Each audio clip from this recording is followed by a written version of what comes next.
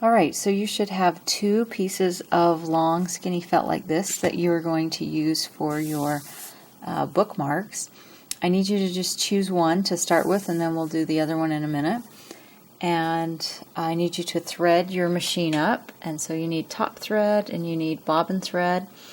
And if you and your partner both have thread, then go ahead and just choose one bobbin and top for right now, and then we'll switch it out in just a minute. So the first thing we're going to do is we're going to take this piece of fabric and you're going to line it up on 5/8. So 5/8 is just right back here. There's that fraction we looked at before.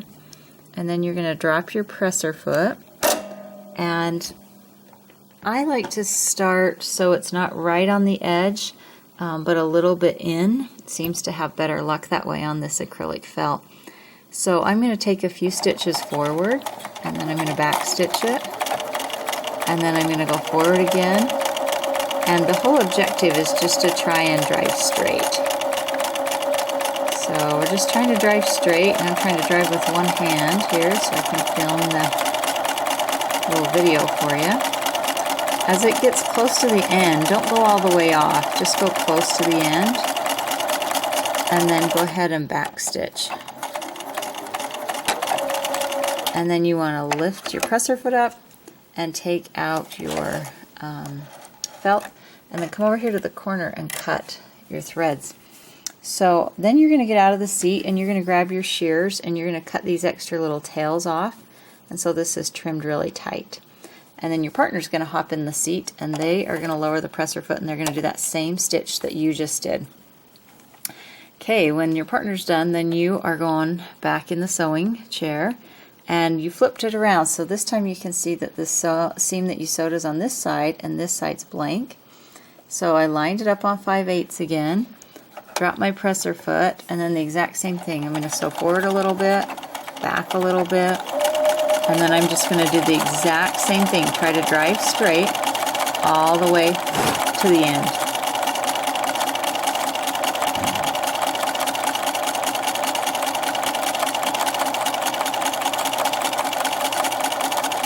And as you get close to the end, you can back stitch, and then lift your thread, or your presser foot, pull out your threads, give them a cut, and then your partner should do the same thing. So when you're done with this much, it should kind of look like railroad tracks going down this. Now the next thing you're going to do is you're going to come over here to your machine and click on stitch 2, which is going to be the zigzag stitch. And when you line it up this time, you are going to line up the edge of your presser foot against your seam, and your seam is what this sewing line is called. So the right edge of your presser foot against this seam, and you're going to zigzag forward a little bit, zigzag back a little bit, and then just keep going. And so the edge of your presser foot is right on the edge of the fabric.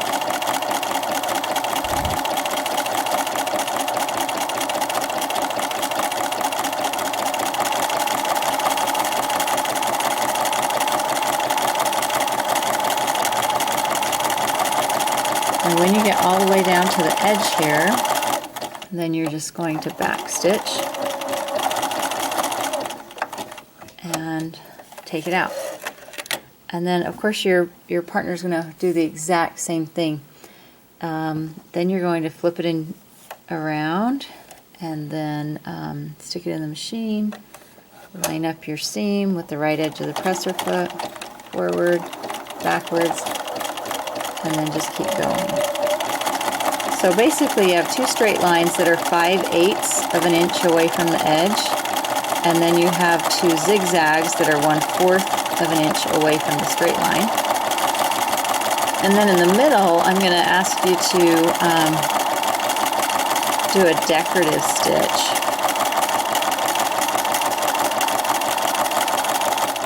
So after you get this far, and you've clipped all your threads. Sorry, mine are so messy. I just can't do scissors and hold the camera.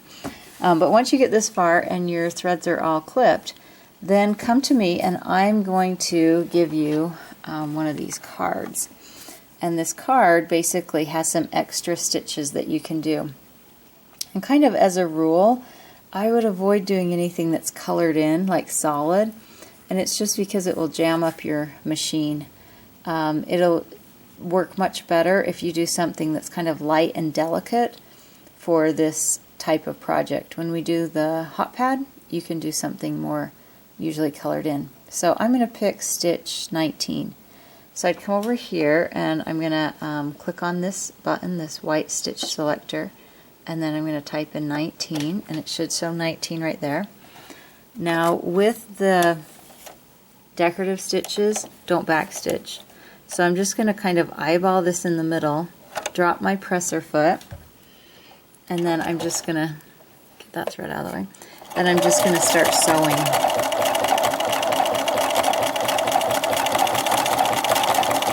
And I'm just kind of trying to keep it in the middle of my 2 stitches.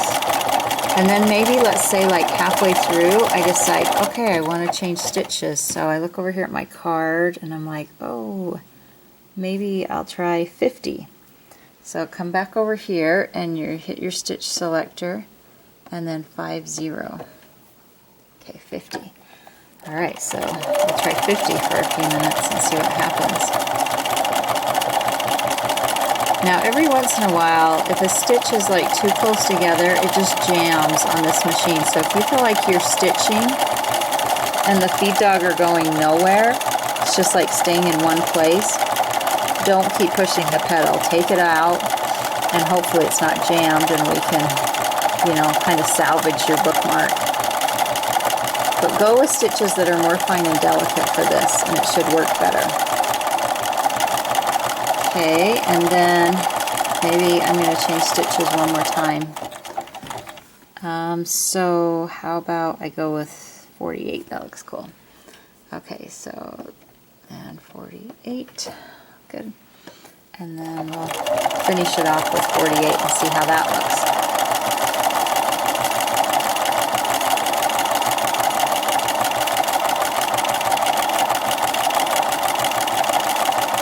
So this machine's really cool, how it has like 50 stitches that you could do, and some of them are just for decoration, and others have like more practical purposes like buttonholes and fixing, you know, Levi's or putting in a hem, things like that.